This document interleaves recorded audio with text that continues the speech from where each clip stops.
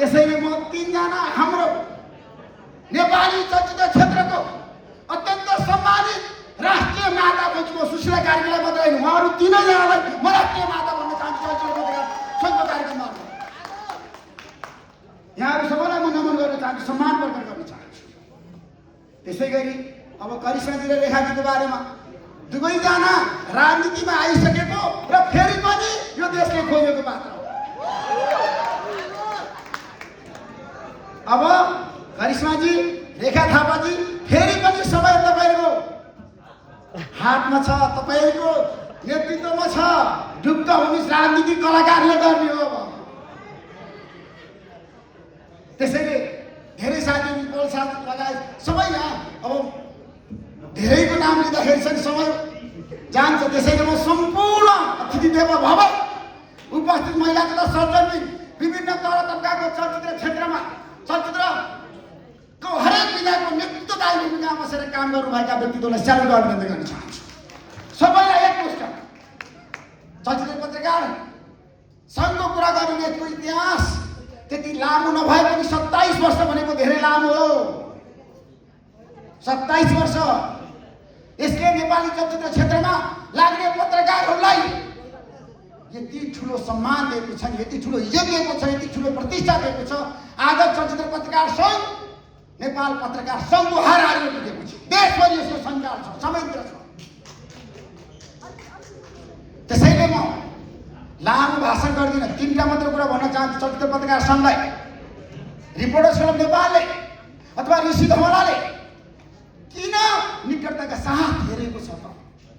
म पनि चलचित्र पत्रकार हुँ कुनै जमानाको। मेरो पत्रकारिताको सुरुवात मैले पनि प्रकाश साप्ताहिकमा, दृष्टि साप्ताहिकमा, सूर्य मासिकमा चलचित्र कर्मीहरूको अन्तर्वार्ता दिएर सुरुवात गरेको हुँ। हरिवंश आचार्य र मदन कृष्णको जीवनी लेखेर मैले सुरुवात गरेको। त्यसैले म चलचित्र पत्रकार सङ्घलाई जहिले पनि सम्मान गर्छु, चलचित्र पत्रकारहरूलाई जहिले पनि अभिनन्दन गर्न चाहन्छु। र आज गाउँ गाउँमा यो देशको चलचित्र क्षेत्रमा काम गर्ने मान्छेहरू किन उत्साहित छन्, किन खुसी छन् देशभरि नै? अब नेपाली चलचित्रले, नेपाली चलचित्र पत्रकारिताको इतिहासले एउटा इतिहास कोर्यो। राय समाजी देशमा हामी सबैले आशा विश्वास र भरोसा गर्नुपर्छ। अब सबैले एक भएर देशको समग्र विकासमा चलचित्र पत्रकारिताको र चलचित्र कर्मीहरूको महत्त्वपूर्ण ऐतिहासिक भूमिका छ भन्ने जस्टिफाई गर्नुपर्छ हामीले, र यसलाई हामीले स्थापित गर्नैपर्छ।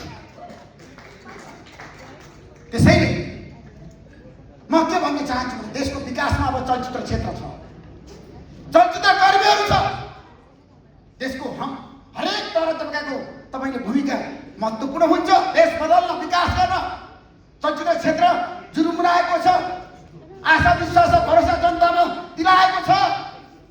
र एउटा कुरा जाने पनि भनेर तपाईँहरूलाई स्यालुट गर्दै यो देशको समग्र विकास र समृद्धिमा चलचित्र पत्रकार सङ्घ, नेपाली चलचित्र क्षेत्र अब एक भएर जानुहोस्, सबै सहकार्य गर्नुहोस्। र देशको परिस्थिति आजको दिनमा नयाँ दल, नयाँ नेतृत्व, बहादुर शाहको नेतृत्वको सरकारलाई तपाईँहरू सबैले एकपल्ट सहयोग गर्नु, समर्थन गर्नु देशको विकास र समृद्धिमा। Thank you so much. यहाँलाई धेरै धेरै धन्यवाद।